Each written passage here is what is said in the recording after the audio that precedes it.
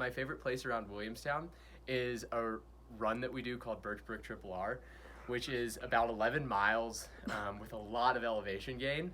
And there's this beautiful view up at something called Shepherd's Well that is this really cool meadow out past Hopkins Forest.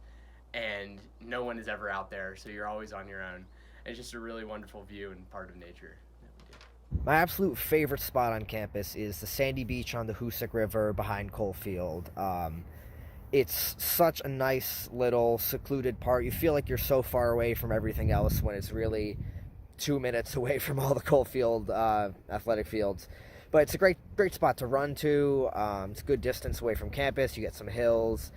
Amazing place to look at the stars at night. It's always such a clear sky down there. All the rocks are perfect for skipping. It's a good spot to swim if it's warm enough. And in general, it's been a really special place to me for the last 4 years. A place that I went to a lot with friends, by myself. Definitely one of the spots on campus that I'm missing the most. Hi, I'm Chloe, and I'm a senior at Williams on the women's tennis team. And a class that has inspired me was physiology, which I took my sophomore spring with Professor Swope. And he was super engaging and very helpful, and he really made me fall in love with biology and especially physiology. And now I'm doing a thesis with him.